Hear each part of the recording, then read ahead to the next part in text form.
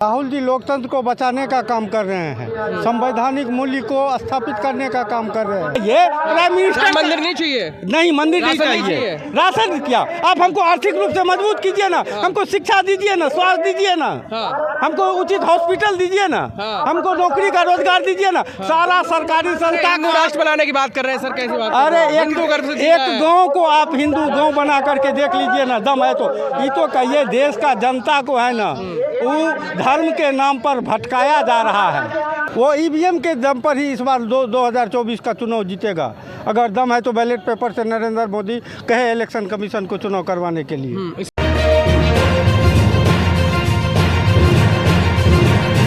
क्या कहेंगे राहुल जी क्षेत्र में है आपके भारत जोड़ो यात्रा को लेकर? राहुल जी लोकतंत्र को बचाने का काम कर रहे हैं, संवैधानिक मूल्य को स्थापित करने का काम कर रहे हैं। जिस तरह से वर्तमान केंद्र सरकार संविधान को धज्जी उड़ा करके राष्ट्र हित में जो पूंजीवादी व्यवस्था थोपना चाह रहे हैं और कमोबेश थोप दिए हैं, उसके विरोध में राहुल गांधी का ये न्याय यात्रा एक दिन रंग लाएगा और भारत के संविधान को बचाने में राहुल गांधी ही एकमात्र कामयाब होंगे। लेकिन ईवीएम को लेकर सवाल खड़े किए जा रहे, लग रहा है ईवीएम से धांधलेबाजी हुई। देखिए अब एक टेक्नोलॉजी हिंदी जो रिपोर्ट कहता है कि 4 जो डायरेक्टर थे ईवीएम बनाने वाली मशीन में वो कांग्रेस से भारतीय जनता पार्टी बिल्कुल ईवीएम में होता है, भाजपा से जुड़े हुए हैं। वो जो ईवीएम बनाने वाली मशीन की कंपनी है वो भाजपा से जुड़े हुए हैं 4 डायरेक्टर। बिल्कुल वो ईवीएम के दम पर ही इस बार 2024 का चुनाव जीतेगा। अगर दम है तो बैलेट पेपर से नरेंद्र मोदी कहे इलेक्शन कमीशन को चुनाव करवाने के लिए। इससे पहले जो चुनाव हुए वो उससे जीते हैं, मतलब ईवीएम से जीती है भाजपा। हाँ ईवीएम से ही जीतती है। आप सोच सकते हैं जब चंद्रमा पर टेक्नोलॉजी उतर सकता है तो ईवीएम में छेड़छाड़ करना कौन बड़ी बात है? थोड़ा तार्किक होकर के तो सोचिए। युग डिजिटल हो गया है, इतना टेक्नोलॉजी आगे बढ़ गया है। प्रधानमंत्री भी कहते हैं फेक वीडियो, तो फेक वीडियो शाहरुख अमिताभ बच्चन का बन सकता है, सचिन तेंदुलकर का बन सकता है। तो हैकिंग तो सुप्रीम कोर्ट के बहुचर्चित लॉयर हैं भानु प्रताप, महमूद प्राचा, ये लोग जो है एकदम ऑन लाइव कैमरा जो है दिखाए हैं। और विडम्बना देखिए इस देश में, एक है दिल्ली विश्वविद्यालय में डॉक्टर रितु सिंह, आज 1.5 महीने से वो हड़ताल पर है। उसको मनुवादी मीडिया और सविता राय जैसी प्रिंसिपल, तो मतलब बिहार की जनता भी डॉक्टर रितु के लिए आवाज उठा रही है पूर्णिया के मैदान से। डेमोक्रेसी की बात सवाल है ना, कांग्रेस छोड़ करके कौन डेमोक्रेसी की बात करता है? सब तो अपना भाई भतीजाबाज, कांग्रेस ही एकमात्र जीवंत आदमी है। आप कहते हैं रतनलाल सर को जो है प्रमोशन नहीं मिल रहा है 15 साल से, मिल रहा है? नहीं मिल रहा है। उनको इस बार लेक्चर देने जाना था, अम्बेडकर लंदन जाना था।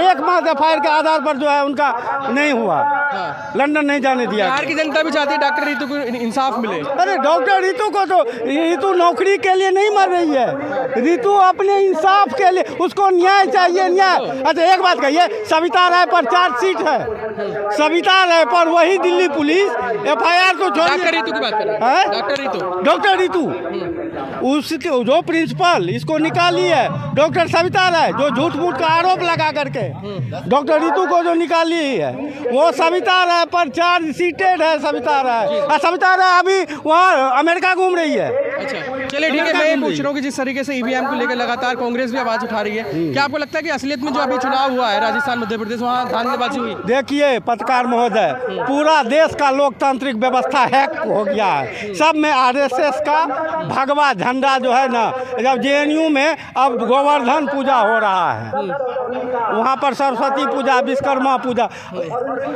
एबीवीपी आरएसएस मॉडल पूरा देश में नाजीवादी व्यवस्था को थोप दिया गया है। पूरा देश 100 में 90 रुपया पर 10 आदमी का कब्जा है। भाजपा तो कहती है ईमानदारी से चुनाव हुआ है, मोदी को लोग पसंद कर रहे हैं। ईमानदारी से हुआ है तो अब मीडिया पहले मोदी को लोग पसंद नहीं कर रहे हैं। मोदी को आपको पसंद नहीं है मोदी को? हमको तो मोदी जी व्यक्तिगत मोदी से थोड़े लड़ रहे, मोदी का आइडियोलॉजी हमें बिल्कुल पसंद नहीं है। विकास और क्या चाहिए? क्या विकास? विकास पूंजीवादी व्यवस्था में राशन तो आप ही कहिए प्राइम मिनिस्टर मंदिर नहीं चाहिए, नहीं मंदिर नहीं राशन नहीं चाहिए, चाहिए। राशन क्या, आप हमको आर्थिक रूप से मजबूत कीजिए ना, हमको शिक्षा दीजिए ना, स्वास्थ्य दीजिए ना, हमको उचित हॉस्पिटल दीजिए ना, हमको नौकरी का रोजगार दीजिए ना, सारा सरकारी संस्था हिंदू राष्ट्र बनाने की बात कर रहे हैं सर, कैसी बात? अरे हिंदू गर्भ से जीना एक है। गांव को आप हिंदू गांव बना करके देख लीजिए ना, दम है तो ये तो कहिए देश का जनता को है ना वो धर्म के नाम पर भटकाया जा रहा है।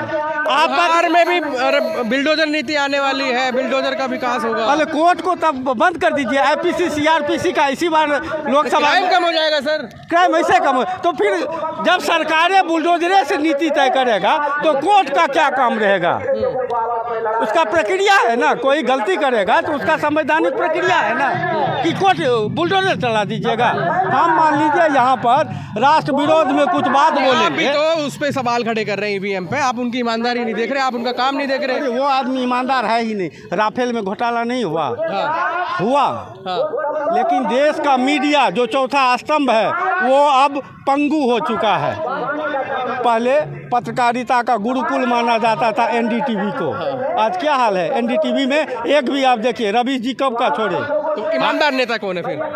मैंने राहुल गांधी राहुल गांधी को पप्पू बोलते हैं, पढ़ने की जरूरत है, ज्ञान की यात्रा निकालनी चाहिए। यही देश की विडम्बना है।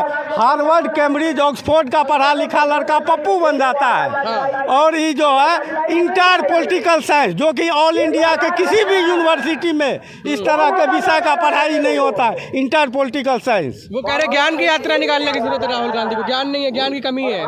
बीजेपी सब अज्ञानी से भरा हुआ है, बीजेपी में एक भी ज्ञानी नहीं है। 5 नाम बताइए जो अज्ञानी हो।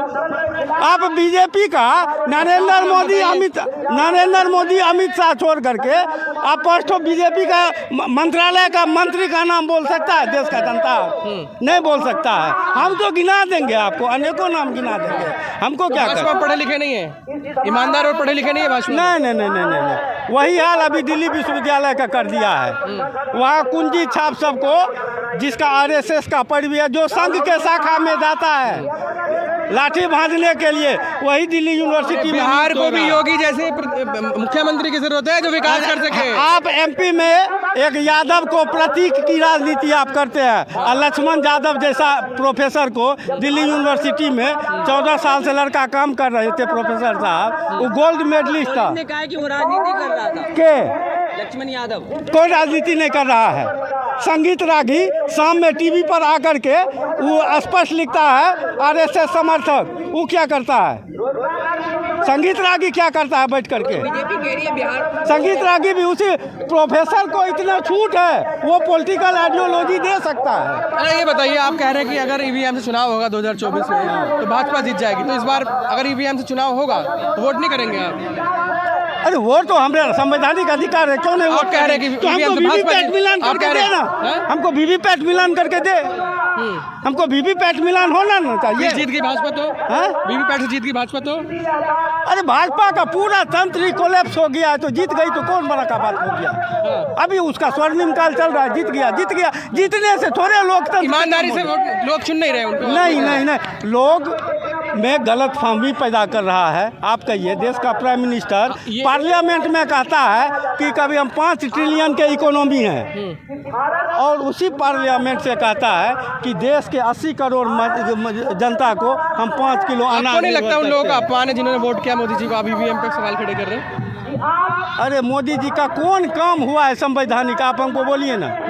कृषि नीति लाए किसान के हित में, 600 किसान को मार दिए, 700 को, अब बाद में बोले कि हम सच्चे मन से जो है वो बिल नहीं बनाए थे। अरे सर, वो कहते हैं हिंदू गर्भ से जी रहा है। हिंदू, इससे पहले हिंदू क्या था? इससे पहले हिंदू क्या था? इससे पहले इस देश में हिंदू नहीं रहता था, मुसलमान नहीं रहता था। लेकिन जब से भाजपा गर्भ से पोलराइज कर देता है, हिंदू करके पोलराइज करता है, और कुछ नहीं है। वो हिंदू तो नया हिंदू लाभार्थी वर्ग बना लिया है, नया राष्ट्रवाद बना लिया है। कौन आ रहा है फिर? गठबंधन की सरकार, राहुल गांधी। गठबंधन तो बचा ही नहीं पा रहे आप। नीतीश जी भाग गए फिर से। अरे अभी वेट एंड वॉच कीजिए ना। नीतीश जी चले गए, वो कह रहे इज्जत नहीं मिल रही थी। अब देखिए, नीतीश जी बहुत, और बिहार के बहुत पुराने हो गए हैं नेता, अवसान काल है उनका। चलिए।